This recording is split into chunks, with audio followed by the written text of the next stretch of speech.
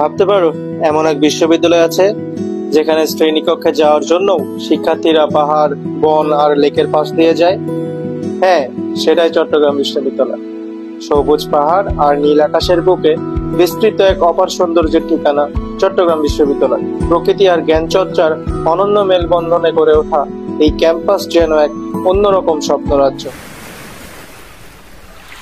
From ocean waves to mountain roads, welcome to Sailing Life with Jihad.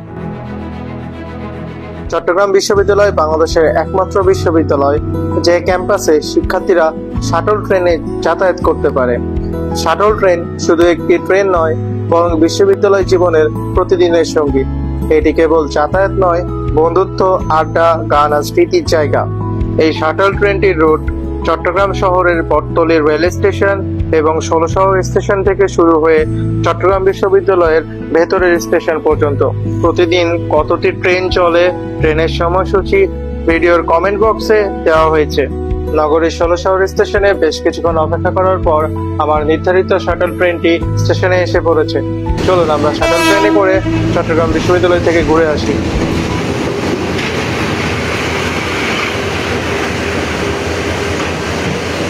Shuttle ট্রেনে করে চট্টগ্রাম বিশ্ববিদ্যালয়ের ক্যাম্পাসে যাতায়াতের সময় জানালার পাশে বসে পাহাড়, ঝিরি আর সবুজের সৌন্দর্য উপভোগ করার অনুভূতি এক কথায় অসাধারণ।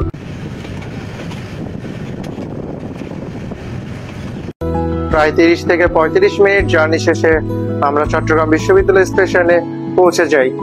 স্টেশনে পৌঁছানোর সাথে লক্ষ্য করি শহরমুখী স্টুডেন্টসরা স্টেশনে দাঁড়িয়ে আছে এই ট্রেনটিতে ওঠার জন্য।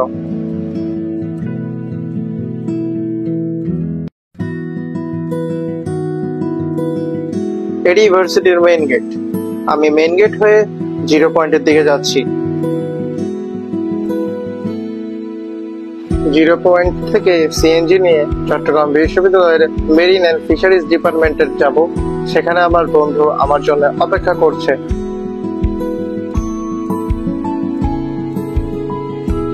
চট্টগ্রাম বিশ্ববিদ্যালয়ের অন্যতম বিশেষ ডিপার্টমেন্ট হলো marine and fisheries science.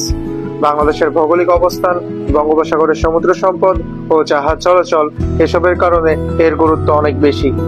Marine sciences পড়া শিক্ষার্থীরা সমুদ্র সম্পদ রক্ষা ও টেকসই ব্যবস্থাপনায় গুরুত্বপূর্ণ ভূমিকা রাখছেন।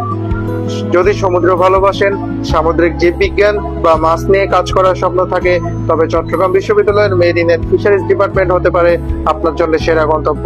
আমি একটু ওখানে হতাশ হয়ে গিয়েছিলাম। আমার বন্ধু কি আমার জন্য ওয়েট করবে? ওখানে আমাকে গিয়ে আধা ঘন্টা ওয়েট করার পরে আমার বন্ধু ওজায়ের তার কাজ শেষ করে আমাকে রিসিভ করতে এসেছে। ওজায়ের আমাকে শুরুতেই তাদের বিশ্ববিদ্যালয়ের আইটি ফ্যাকাল্টিতে নিয়ে গেল। তথ্য প্রযুক্তি শিক্ষার গুরুত্ব, যুগের চাহিদা পূরণ ইত্যাদি বিষয়কে কেন্দ্র করে চট্টগ্রাম বিশ্ববিদ্যালয়ের আইটি ফ্যাকাল্টিটি প্রতিষ্ঠিত হয়। আইটি ফ্যাকাল্টির ঠিক পাশে রয়েছে ভার্সিটির পাবলিক গ্রন্থাগার। শিক্ষার্থীদের জন্য এটি শুধু পড়াশোনার জায়গায় নয়, বরং মনোযোগ ধরে রাখারও একটি স্থান। এরপর বন্ধু ওজায়ের বলল, চল তোকে প্রকৃতির মাঝে হাঁটাতে নিয়ে যাই। ওর সাথে হাঁটা শুরু করলাম। হাঁটতে আমরা কলার ঝুপিতে এসে পৌঁছাইলাম। কলার ঝুপি নামটা খুব ইন্টারেস্টিং না? ভার্সিটির কলা ভবনের পাশে এটি অবস্থিত হওয়াকে এটিকে কলার ঝুপড়ি বলা হয়ে থাকে। ঝিরিঝিরি বৃষ্টির দিনে আমরা হেঁটে যাচ্ছি বিশ্ববিদ্যালয়ের পাহাড়ি পথে। পাহাড়ের সবুজ বন, লেকের শান্ত জল আর ঝর্ণার কলকল শব্দ, এগুলো আপনাকে মুখরিত করে তুলবে। শিক্ষার্থীদের জীবনে এই পাহাড়, ঝর্ণা আর লেক গুরুত্বপূর্ণ ভূমিকা পালন করে থাকে। ক্লাসের ফাঁকে বন্ধুদের সাথে পাহাড়ি পথে হাঁটা, লেকের ধারে বসে কবিতা লেখা, গান গাওয়া বা শুধু নীরবতা উপভোগ করা। ভার্সিটির প্রাক্তন শিক্ষার্থীরা এসব জায়গাকে বিশ্ববিদ্যালয়ের জীবনের অমূল্য অংশ বলে মনে করে। চট্টগ্রামে অনেক বৃষ্টি। তো এই চট্টগ্রামে বৃষ্টির কারণে চিটাগাং ইউনিভার্সিটির ভিতরেও সবগুলো জায়গা প্রায় কাদায় পরিপূর্ণ হয়ে গেছে। চড়াই উতরাই পেরিয়ে আমরা চট্টগ্রাম বিশ্ববিদ্যালয়ের ভিতরে আজকের এই পাহাড়ের এই ঝর্ণায় এসে পৌঁছাইছি। আপনাদের এই পাহাড়ের ঝর্ণার গর্জনটা না শোনালে আজকে আসলে আমার ব্লগটা বৃথা হয়ে যাবে। তো আপনারা এই প্রকৃতির মাঝে এই সুন্দর নেচারটি উপভোগ করুন।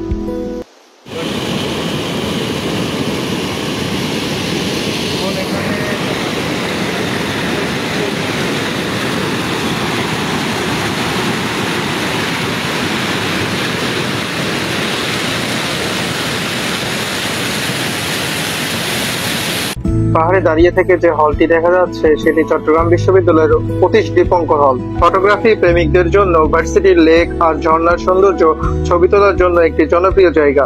আমরা পাহাড় থেকে নেমে নিচে হাঁটতে হাঁটতে দূরে যে বিল্ডিংটি দেখতে পাচ্ছি সেটি শহীদ ফরাত হল।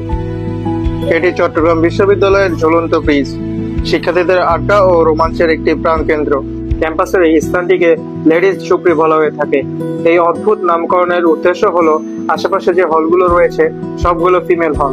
আমার বন্ধু এই স্থানটি নিয়ে অনেক বেশি এক্সাইটেড। সে নাকি প্রতি বিকেলে এখানে এসে তার বান্ধবীদের সাথে আড্ডা দেয়। এই সুন্দর স্থানটির নাম নাকি হতাশার মোড়। আমি একটু অবাক, হতাশার মোড় এত সুন্দর জায়গার নাম। শোনা যায় প্রেমে ব্যর্থ কিংবা জীবনের ছোটখাটো দুঃখ ভাগাভাগি করতে শিক্ষার্থীরা এখানে এসে বসে আড্ডা দিত। সেখান থেকে এই নামটা জনপ্রিয় হয়। ক্যাম্পাস থেকে বিদায় নেওয়ার সময় এসেছে। আমি আবারও চট্টগ্রাম বিশ্ববিদ্যালয়ের স্টেশনে এসে দাঁড়িয়েছি। ধন্যবাদ বন্ধু ওজায়েরকে তার বিশ্ববিদ্যালয় ঘুরে দেখানোর জন্য। আমি আমার বন্ধুকে বিদায় দিয়ে আবার শহরমুখী হচ্ছি। যদি কখনো চট্টগ্রাম শহরে আসেন, একবার ঘুরে আসতে পারেন এই বিশ্ববিদ্যালয়ের ক্যাম্পাসে। পাহাড়, লেক আর সবুজে ঘেরা এই পরিবেশ আপনাকে নতুন করে মুগ্ধ করবে। এ যেন শহরের কোলাহল থেকে পালিয়ে যাওয়া এক টুকরো শান্তির রাজ্য। ধন্যবাদ সকলকে। আবারও আপনাদের সাথে অন্য কোনো স্থানে দেখা হবে। ততদিন সবাই ভালো থাকবেন, সুস্থ থাকবেন। আল্লাহ হাফেজ। Keep sailing with me for getting more adventures. Don't forget to subscribe my YouTube channel and follow my Facebook page.